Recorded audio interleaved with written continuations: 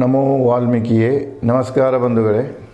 ನಾನು ನಿವೃತ್ತ ಪ್ರಾಧ್ಯಾಪಕ ಡಾಕ್ಟರ್ ಅರ್ಜುನ್ ಪಂಗನ್ನವರ್. ಹೇ ಸೀತಾರಾಮ್ ವಾಹಿನಿಯ ವಾಲ್ಮೀಕಿ ರಾಮಾಯಣ ಅಂದು ಇಂದು ಚಿಂತನ ಕಾರ್ಯಕ್ರಮದ 474ನೇ ಸಂಚಿಕೆಗೆ ತಮ್ಮೆಲ್ಲರಿಗೂ ಸ್ವಾಗತ. ಹಿಂದಿನ ಸಂಚಿಕೆಯಲ್ಲಿ ನಾನು ಸುಗ್ರೀವ ಅಂಗದನ ನೇತೃತ್ವದಲ್ಲಿ ಒಂದು ತಂಡನ್ನು ತಯಾರು ಮಾಡ್ತಾನೆ, ಹನುಮಂತನ ಒಳಗೊಂಡು. ಅವರನ್ನು ದಕ್ಷಿಣಕ್ಕೆ ಸೀತೆ ಮತ್ತು ರಾವಣರ ತಾಣವನ್ನು ಹುಡುಕಲಿಕ್ಕೆ ಮಾರ್ಗದರ್ಶನ ನೀಡ್ತಾನೆ, ಕಳಿಸ್ಕೊಡ್ತಾನೆ. ಅದರ ನಂತರ ಸುಷೇಣನ ನೇತೃತ್ವದಲ್ಲಿ ಒಂದು ತಂಡ ರಚನೆ ಮಾಡಿ ಜಂಬೂ ದ್ವೀಪದ ಪಶ್ಚಿಮ ದಿಕ್ಕಿನತ್ತ ಸೀತೆಯನ್ನು ಹುಡುಕಲಿಕ್ಕೆ ಮಾರ್ಗ ಸೂಚನೆಯನ್ನು ನೀಡ್ತಾನೆ ಮತ್ತು ಎಚ್ಚರಿಕೆಯನ್ನು ಕೊಡ್ತಿರ್ತಾನೆ. ಹೇಳ್ತಾನೆ, ಇಲ್ಲಿಂದ ನೀವು ಸೌರಾಷ್ಟ್ರದ ಇವತ್ತಿನ ಗುಜರಾತ, ಮಹಾರಾಷ್ಟ್ರದ ಕೆಲವು ಭಾಗದಿಂದ ಶುರುವಾಗ್ತಿದೆ. ಗುಜರಾತ, ರಾಜಸ್ಥಾನ, ಪಂಜಾಬ್ ಹಿಡ್ಕೊಂಡು ಈಗಿನ ಪಾಕಿಸ್ತಾನ ಮತ್ತು ಅಫ್ಘಾನಿಸ್ತಾನ ಏನಿದೆಯಲ್ಲ, ಈ ಸಮುದ್ರ ದಂಡೆನೂ ಬಂತು, ಪರ್ವತ ಶ್ರೇಣಿಗಳ ಪ್ರದೇಶ ಬಂತು, ನದಿ ಕೊಳ್ಳಗಳು ಬಂತು. ಅದು ಮಾರ್ಗ ಯಾವ ರೀತಿ ಹೋಗಬೇಕು, ಎಲ್ಲಿ ಎಚ್ಚರಿಕೆ ವಹಿಸಬೇಕಂತ ಹೇಳ್ತಾನೆ. ಅದನ್ನೇ ಮುಂದುವರಿಸಿ, ಅಲಕ್ಷಿತ ವನ ರಾಷ್ಟ್ರರ ಪಟ್ಟಣಗಳ ಬೀಡು, ಮೂಲೆ ಮೂಲೆಗಳಲ್ಲಿ ಹುಡುಕಿರಿ ಸೀತೆಯನ್ನು. ಎಲ್ಲೆಲ್ಲೇ ನಮಗೆ ಹೋಗೋ ಕಾಲಕ್ಕೆ ಸಮುದ್ರ ತೀರದಾಗಿರ್ಬೋದು, ದೊಡ್ಡ ದೊಡ್ಡ ನದಿಗಳು ಬರ್ತಾವೆ, ನದಿ ತೀರದಲ್ಲಿರುವಂಥ ಪಟ್ಟಣ ನಗರಗಳಲ್ಲಿ ಏನಿರ್ತಲ್ಲ ಅಲ್ಲಿ ಹುಡುಕ್ರಿ, ಮತ್ತು ಗಿರಿ, ಬೆಟ್ಟ, ಶಿಖರ, ಗವಿಗಳಲ್ಲಿನೂ ಕೊಳ್ಳಗಳಲ್ಲೂ ಹುಡುಕಿರಿ ಅಂತ ಹೇಳ್ತಾನೆ. ಸಿಂಧೂ ನದಿ ಸಮುದ್ರ ಸಂಗಮ ತಾಣದಲ್ಲಿದೆ. ಶತಕೊಂಬಗಳಂತಹ ಹೇಮಗಿರಿ ನಾಮ ಪರ್ವತ, ಬೃಹತ್ ಪರ್ವತ. ಏನು ಸಿಂಧೂ ನದಿ ಇದೆ, ಅದು ಹೋಗಿ ಇದನ್ನು ಅರಬ್ಬಿ ಸಮುದ್ರ ಏನು ಸೇರ್ತಿದೆ, ಇದು ಇವತ್ತು ಪಾಕಿಸ್ತಾನದಾಗಿದೆ. ಅಲ್ಲಿ ಒಂದು ದೊಡ್ಡ ಬೃಹತ್ ಪರ್ವತ ಬರ್ತಿದೆ. ಆ ಪರ್ವತದಲ್ಲಿನೂ ಕೂಡ ನೀವು ಹುಡುಕಿರಿ ಅಂತ ಹೇಳ್ತಾನೆ. ರಮ್ಯ ಪರ್ವತ ತುದಿಯಲ್ಲಿ ರೆಕ್ಕೆ ಸಿಂಹಗಳ ತಾಣ. ನೋಡಿ, ಆವಾಗಿಂದ ಹೇಳ್ತಾರವರು, ಆ ಒಂದು ಹೇಮಗಿರಿ ಪರ್ವತ ಏನಿದೆಯಲ್ಲ, ಬೃಹತ್ ಪರ್ವತ ಏನಿದೆ ಅಂದರೆ ಇವತ್ತಿನ ಪಾಕಿಸ್ತಾನ, ಸಿಂಧೂ ನದಿ ಹೋಗಿ ಅರಬ್ಬಿ ಸಮುದ್ರ ಸೇರೋದು, ಅದು ಪಾಕಿಸ್ತಾನದ ಪರ್ವತ ಪ್ರದೇಶಗಳ ಶ್ರೇಣಿನ ಬರ್ತದೆ. ಆ ಪರ್ವತದಲ್ಲಿ ರೆಕ್ಕೆಗಳ ಸಿಂಹ ತಾಣ. ಇವತ್ತಾನು ನಾವು ಅಲ್ಲೇ ಮಿಡ್ಲ್ ಈಸ್ಟ್ನಲ್ಲಿ, ಈ ಪಾಕಿಸ್ತಾನ, ಅಫ್ಘಾನಿಸ್ತಾನ, ಮುಂದೆ ಆ ಕಡೆ ಅರಬ್ ಕಂಟ್ರಿಗಳೇನು ಬರ್ತಾವೆ, ಅಲ್ಲೂ ಕೂಡ ಜನರೊಂದು ಕಲ್ಪನೆ ಇದೆ ಮತ್ತು ಅಲ್ಲಿ ಪುರಾಣಗಳನ್ನು ಉಲ್ಲೇಖ ಇದೆ. ಅಂದರೆ ರೆಕ್ಕೆಗಳನ್ನು ಹೊಂದಿದಂಥ ಸಿಂಹಗಳು ಅವು ಆಕಾಶದಲ್ಲಿ ಹಾರ್ತಾ ಬರ್ತಾವೆ ಅನ್ನುವಂಥ ಒಂದು, ಅಲ್ಲಿಯೂ ಕೂಡ ಕೆಲವೊಂದು ಕಥೆಗಳಿವೆ ಮತ್ತು ಕೆಲವೊಂದು ಲೇಖನಗಳಲ್ಲಿ ಕೂಡ, ಬರಹಗಳಲ್ಲಿ ಕೂಡ ನಾವು ಕಾಣ್ತೇವೆ.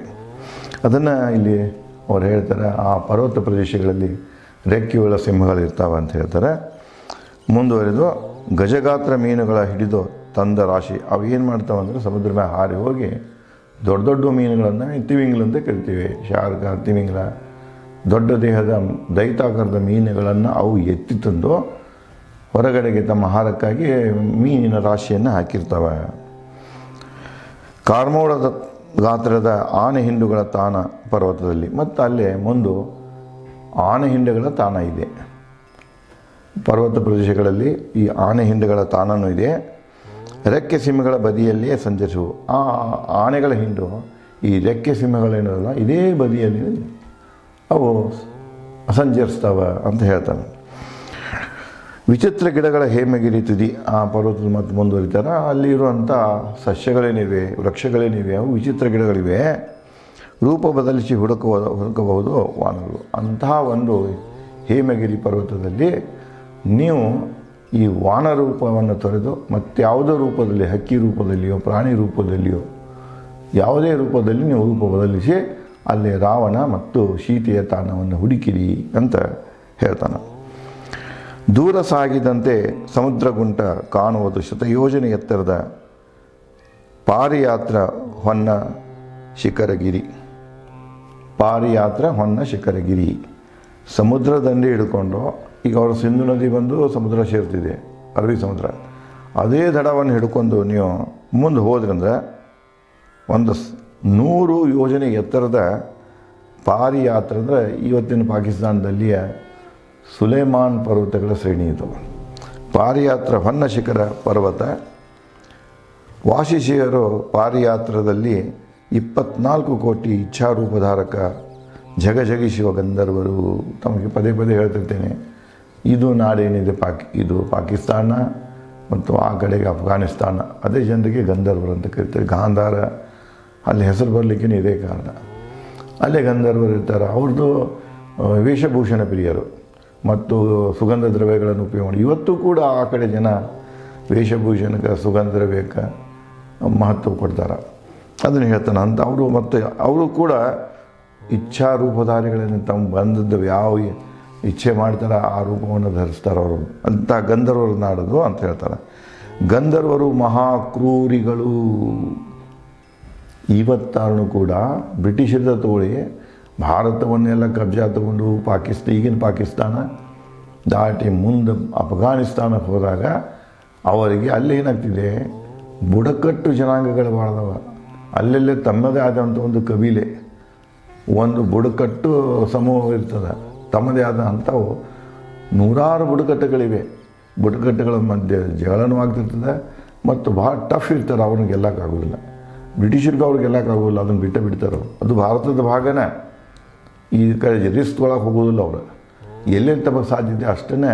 ಅಂದರೆ ಮೊದಲಿನಿಂದನೂ ಆ ಜನ ಇದು ನಾವೇನಂತೀವಿ ಅಂದರೆ ಯುದ್ಧದಾಹಿಗಳು, ಕ್ರೂರ ಜನ, ಹೊಡೆದಾಟ ರಕ್ತಪಾತದ ಜನ, ರಕ್ತ ಪಿಪಾಸಿಗಳಂತ ಹೇಳ್ತಾನೆ. ಅದಕ್ಕೆ ಆ ಜನ ಬಹಳ ಕ್ರೂರಿ ಇದ್ದಾರೆ, ನೀವು ಎಚ್ಚರದಿಂದ ಇರಲಿ ಅಂತ ಹೇಳ್ತಾರೆ.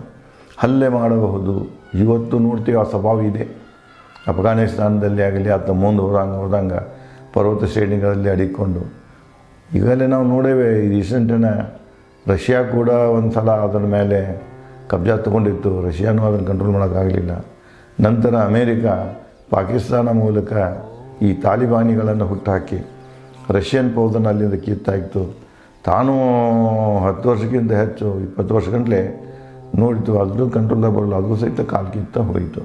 ಅಂದರೆ ಅಫ್ಘಾನಿಸ್ತಾನದಲ್ಲಿ ಅಲ್ಲೇನಿದೆ ಅಂದ್ರೆ ಇನ್ನೂ ಗುಂಪುಗಾರಿಕೆನ ಅದಾವೆ, ಅಲ್ಲೆಲ್ಲ ಕಬೀಲೆಗಳದಾವೆ, ಜನಾಂಗಗಳದಾವೆ.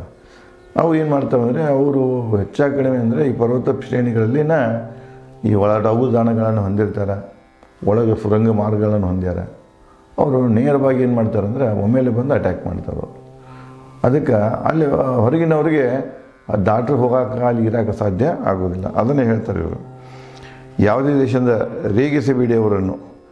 ನೀವು ಯಾವುದೇ ರೀತಿಯಿಂದ ಯಾವುದೇ ದೇಶದಿಂದ ನೀವು ಅವರಿಗೆ ಸಿಟ್ಟು ಬರುವಂಗೆ ಮಾಡೋಕ್ಕೆ ಹೋಗಬೇಡಿ, ಅವ್ರನ್ನ ವಿರೋಧ ಕಟ್ಕೊಳಕ್ಕೆ ಹೋಗಬೇಡಿ, ಮಹಾಕ್ರೂರಿಗಳಂತ ಹೇಳ್ತಾನೆ. ರಕ್ಷಣೆಯಲ್ಲಿ ಇರೋರು ಗಂಧರ್ವರು. ಹಣ್ಣು ಗಡ್ಡೆಗಳ ಅಲ್ಲಿ ಹಣ್ಣು ಮತ್ತು ಗಡ್ಡೆಗಳ ಅವ್ರದ್ದು ಆಹಾರವೂ ಇದೆ. ಹಣ್ಣುಗಳಂದರೆ ನಾವು ಈಗ ನೋಡ್ತೇವೆ, ಆ ಕಡೆಯಿಂದ ಬಾದಾಮ, ಪಿಷ್ಟ, ಇನ್ನೂ ಹಲವಾರು ಹಣ್ಣು ಹಂಪಲುಗಳು ಆ ಕಡೆಯಿಂದ ಬರ್ತಿರ್ತವೆ. ಒಂದು ಗಡ್ಡೆ ಗೆಣಸುಗಳನ್ನು ಅಲ್ಲಿ ಜನಪ್ರಿಯ ಇವೆ. ಅದಕ್ಕೆ ಅವರು ಅವುಗಳನ್ನು ಕಾಯ್ತಿರ್ತಾರೆ. ನೀವು ತಪ್ಪಿ ಏನಾದರೂ ಅವುಗಳನ್ನು ಪಡೀಲಿಕ್ಕೆ ಮಾಡೋಕ್ಕೆ ಹೋಗಬೇಡಿ. ಅಂದರೆ ನೀವು ಅವರಿಗೆ ಸಿಟ್ಟು ಬರುವಂಥ ಯಾವುದೇ ಕೆಲಸಗಳನ್ನು ಮಾಡಬೇಡಿ ಹೇಳ್ತಾರೆ. ಓ ವಾನರರೇ, ಮಾಡದಿರಿ ಹಣ್ಣು ಹರಿಯುವ ಸಾಹಸ. ಅವರು ಹಣ್ಣಿನ ಗಿಡಗಳದಾವ, ಖಜೂರ ಅವೆಲ್ಲ ನೀವು ನೋಡಿಕೊಂಡು ಹರಿಯಾಕೆ ಹೋಗಬೇಡ್ರಿ. ಜಾನಕಿಯನ್ ಗಂಧರ್ವರಿಂದ ಭಯಪಡುವ ಅಗತ್ಯವಿಲ್ಲ. ಪಾರಿಯಾತ್ರ ಪರ್ವತದಾಚೆ ಸಾಗಿರಿ ವಜ್ರ ಪರ್ವತವಿದೆ. ಅಲ್ಲಿಂದ ಸ್ವಲ್ಪ ಮುಂದೆ ಹೋದರೆ ಅಂದರೆ ಇದು ಸುಲೇಮಾನ್ ಪರ್ವತಗಳ ಶ್ರೇಣಿಯಿಂದ ಸ್ವಲ್ಪ ಮುಂದೆ ಹೋದರೆ ಮತ್ತೊಂದು ಪರ್ವತಗಳ ಶ್ರೇಣಿ ಬರ್ತಿದೆ. ಅದಕ್ಕೆ ವಜ್ರ ಪರ್ವತ ಅಂತ ಕರೀತಾರೆ. ಈಗ ನೋಡ್ತಾ ಇದ್ದೇನೆ, ನಿಮಗೆ ಗೊತ್ತಿದೆ ಈ ಅಮೇರಿಕಾ ಆಗಲಿ ಹೊರಗಿನ ದೇಶ ಆಗಲಿ ಈ ಅಫ್ಘಾನಿಸ್ತಾನಕ್ಕೆ ಯಾಕೆ ಬಣ್ಣ ಹಟ್ಟಾರೆ ಅಂದರೆ ಅಲ್ಲಿ ಖನಿಜ ಸಂಪತ್ತು ಭಾಳಿದೆ, ಬಹಳಷ್ಟು ಖನಿಜ ಸಂಪತ್ತಿದೆ. ಇವೆಲ್ಲ ಸಿಗ್ತವೆ. ಯಾವ ವಜ್ರ ಸಿಗ್ತಿದೆ, ಬಂಗಾರ ಸಿಗ್ತಿದೆ, ಮುಂದೆ ತೈಲಿದೆ, ಎಲ್ಲ ಪ್ರಕಾರದ ಖನಿಜ ಸಂಪತ್ತನ್ನು ಅಫ್ಘಾನಿಸ್ತಾನ ಹೊಂದಿದೆ. ಅದಕ್ಕೆ ಅವ್ರು ಹೇಳ್ತಾರೆ ಆ ವಜ್ರ ಪರ್ವತದ ಏನಿದೆಯಲ್ಲ ಅದು ಸಮುದ್ರದಲ್ಲಿ ವಜ್ರದಂತೆ ಹೊಳೆಯುವ ವಜ್ರಗಿರಿ. ಅದು ಯಾಕೆ ವಜ್ರ ಅಂತ ಬಂತಂದ್ರೆ ಸಮುದ್ರ ಹೆಂಗೆ ಸೂರ್ಯನ ಬಿಸಿಲಿಗೆ ಮಧ್ಯಾಹ್ನ ಹೊಳಿತಿದ್ದೆಲ್ಲ ವಜ್ರದಂತೆ ಹಾಗೆ ಹೊಳಿತಿದೆ, ಅದಕ್ಕೆ ವಜ್ರಗಿರಿ ಅಂತ ಕರೀತಾರೆ ಅಂತ ಹೇಳ್ತಾನೆ. 100 ಯೋಜನೆ ಎತ್ತರ ವಿಭಿನ್ನ ಗಿಡಗಳ ವಜ್ರಗಿರಿ. ಅಲ್ಲೇ ಅದೂ ಕೂಡ 100 ಯೋಜನೆ ಎತ್ತರ ಇದೆ ಮತ್ತು ಆ ಪರ್ವತದಲ್ಲಿಯೂ ಕೂಡ ಬೇರೆ ಬೇರೆ ವಿಚಿತ್ರ ಗಿಡಮರಗಳ ಇವೆ. ಓ ವಾನರರೇ, ವಜ್ರಗಿರಿಯಾಚೆ ಕಾಲ ಭಾಗಾಂತರದಲ್ಲಿ, ಅಂದರೆ ಅಲ್ಲಿಂದ ಒಂದು 4 ಅಂಶ ಅಂತರದ ಭಾಗದ ಅಂತರದಲ್ಲಿ ಸಮುದ್ರದಲ್ಲಿ ಚಕ್ರವಾಣ ನಾಮ ಪರ್ವತವಿದೆ. ಅಲ್ಲಿಂದ ಹೋದಾಗ ಸಮುದ್ರದ ಒಂದು ದೊಡ್ಡ ಪರ್ವತ ಇದೆ, ಸಮುದ್ರದಲ್ಲಿನೇ ಇದೆ ಪರ್ವತ, ಅದಕ್ಕೆ ಚಕ್ರವಾಣ ಅಂತ ಕರೀತಾರೆ. ಚಕ್ರವಾಣ ಪರ್ವತವಿದೆ. ವಿಶ್ವಕರ್ಮ ನಿರ್ವಿಸಿಹನ ಸಮುದ್ರದ ಭೂಮಿಯಲ್ಲಿ ಚಕ್ರವಾಣ ಶಿಖರದಲ್ಲಿ ಸಹಸ್ರ ಹಲ್ಲಿನ ಚಕ್ರ. ಇಲ್ಲೊಂದು ಕಥೆ ಬರ್ತಿದೆ. ಏನಂದರೆ, ವಿಷ್ಣುವಿನ ಕೈಯಲ್ಲಿ ಇರುವಂಥ ಚಕ್ರ ಏನಿದೆ, ಸುದರ್ಶನ ಚಕ್ರ ಇದೆ, ಆ ಚಕ್ರ ತಯಾರಾದದ್ದು ಇಲ್ಲಿ. ಮಹಾಪುರುಷ ಅಂತ ಹೆಸರಿನಲ್ಲಿ ವಿಷ್ಣು ಅಲ್ಲಿ ಯುದ್ಧ ಮಾಡ್ತಾನೆ. ಅಲ್ಲಿ ರಾಕ್ಷಸರ ಜೊತೆಗೆ, ಅಲ್ಲಿ ದಾನವರ ಜೊತೆಗೆ ಯುದ್ಧ ಮಾಡಿ ಆ ಚಕ್ರವನ್ನು ಗೆಲ್ತಾನೆ. ಈ ಸುದರ್ಶನ ಚಕ್ರ ಸಿಕ್ಕಿದ್ದೆ ಇಲ್ಲಿ. ಈ ಪರ್ವತದಲ್ಲಿ ಇವನೇನು ಮಾಡ್ತಾನೆ, ವಿಶ್ವಕರ್ಮ ಒಂದು ದೊಡ್ಡ ಚಕ್ರವನ್ನು ತಯಾರು ಮಾಡ್ಯಾನ. ಸಹಸ್ರ ಹಲ್ಲಿನ ಅಂದರೆ 1000 ಹಲ್ಲಿನ ಚಕ್ರ ಇದೆ. ಹೊರಗಡೆಗೆ ಅದು ಚಕ್ರ ಅಂದರೆ ಹೊರಗಡೆಗೆ ಹಲ್ಲಿರ್ತಾವೆ, ತಿರುಗಿಸಿಬಿಟ್ಬಿಟ್ರೆ ಅದು ಎಷ್ಟು ಸ್ಪೀಡಿಂದ ಹೋಗ್ತದಲ್ಲ ಅಷ್ಟು ಕಟ್. ಇದನ್ನು ಮುಂದಿರುವಂಥ ಯಾವುದು ವಸ್ತುಗೆ ತಾಗ್ತಿದೆ ಅದನ್ನು ಕಟ್ ಮಾಡಿ ತೆಗಿತಿದೆ ಅದು. ಸಹಸ್ರ ಹಲ್ಲಿನ ಚಕ್ರ. ಭಯಾನಕ ದಾನವ ಹಯಗ್ರೀವನ ತಾನ ಚಕ್ರವಾಣ. ಆ ಚಕ್ರವಾಣ ಪರ್ವತ ಏನಿದೆಯಲ್ಲ ಅದು ಸಮುದ್ರದ ಒಳಗಿದೆ, ಸಮುದ್ರ ನಡುವಿದೆ, ನಡುಗಡ್ಡೆ. ಅಲ್ಲೇ ದೊಡ್ಡ ಇದೊಂದು ಸಿಂಗಲ್ ಪರ್ವತ ಇದೆ, ಚಕ್ರವಾಣ ಪರ್ವತ. ಅಲ್ಲಿ ಯಾರು ಇರ್ತಾರಪ್ಪ ಅಂದ್ರೆ ಹಯಗ್ರೀವ. ಹಯಗ್ರೀವ ಅಂದರೆ ಕುದುರೆ ಮುಖದ ಮನುಷ್ಯ, ಒಬ್ಬ ಕುದುರೆ ಮುಖದ ದೈತ್ಯ ಮನುಷ್ಯ ಅಲ್ಲಿ ವಾಸವಾಗ್ತಾನೆ. ಆ ಒಂದು ಪ್ರದೇಶ ಏನಿದೆ ಅವನ ನಿಯಂತ್ರಣದಲ್ಲಿದೆ. ಪುರುಷೋತ್ತಮನ ಒದಿಸಿ ಹಯಗ್ರೀವನ ವಶಕ್ಕೆ ಪಡೆದ ಅದ್ಭುತ ಪಾಂಚಜನ್ಯ ಶಂಖ ಮತ್ತು ಚಕ್ರ. ವಿಷ್ಣುವಿನ ಕೈಯಲ್ಲಿರುವಂಥ ಶಂಖ ಮತ್ತು ಚಕ್ರ ಅದು ಯಾರ್ದಪ್ಪ ಅಂದರೆ ಅದು ಈ ಹಯಗ್ರೀವನ ಜೊತೆಗೆ ಪುರುಷೋತ್ತಮ ಅಂದರೆ ಇಲ್ಲಿ ವಿಷ್ಣುವಿನ ಅವತಾರ. ಅದು ಪುರಾಣದ ಕಥೆಯಾಗಿ ಬರ್ತಿದೆ. ಬಹುತೇಕ ಇದು ರಾಮಾಯಣದಲ್ಲಿ ನಂತರ ಸೇರ್ಪಡೆ ಇರಬೇಕು. ಇಂಥ ಬಹಳಷ್ಟು ಪ್ರಕ್ಷೇಪಗಳು ರಾಮಾಯಣದಲ್ಲಿ ನೋಡೋಕ್ಕೆ ಸಿಗ್ತವೆ. ಇಲ್ಲೇನು ಹೇಳ್ತಾರೆ ಅಂದರೆ, ಆ ಹಯಗ್ರೀವನಂಥ ಒಬ್ಬಿನ ರಾಕ್ಷಸ ಮಹಾದೈತ ಇರ್ತಾನಲ್ಲ, ಇದರ ಸಮುದ್ರದ ಮಧ್ಯದಲ್ಲಿರುವಂಥ ಪರ್ವತದಲ್ಲಿರ್ತಾನೆ. ಆ ಪರ್ವತದಲ್ಲಿ ಇವನು ವಿಷ್ಣು ಪುರುಷೋತ್ತಮನ ಅವತಾರ ತೊಟ್ಟು ಆ ಮನುಷ್ಯನೊಂದಿಗೆ ಯುದ್ಧ ಮಾಡಿ ಅವನನ್ನು ಸೋಲಿಸಿ ವಧೆ ಮಾಡಿ ಅವನ ಚಕ್ರ ಮತ್ತು ಶಂಖಗಳನ್ನು ಹೊಂದಿದ್ದಾನೆ. ಇಲ್ಲಿ ಒಂದು ಸ್ಪಷ್ಟತೆ ಬರ್ತದೆ ಈ ಉದಾಹರಣೆಯಿಂದ. ವಿಷ್ಣುವಿಗೆ ಚಕ್ರ ಮತ್ತು ಶಂಖ ಇಲ್ಲಿಂದ ಬಂತು.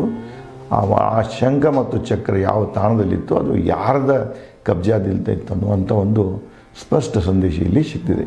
ಇನ್ನೂ ಮತ್ತು ಮುಂದೆ ಬರುವಾಗ ಯಾವ ತಾಣಗಳು ಬರ್ತಾವ, ಏನಂತ ಹೇಳ್ತಾರ, ಸಲಹೆಗಳನ್ನು ಕೊಡ್ತಾರೆ ಸುಗ್ರೀವರು ವಾನರ ತಂಡಕ್ಕೆ ಅನ್ನೋದನ್ನು ನಾನು ತಮಗೆ ಮುಂದಿನ ಸಂಚಿಕೆಯಲ್ಲಿ ಹಂಚಿಕೊಡುತ್ತೇನೆ. ಧನ್ಯವಾದಗಳು.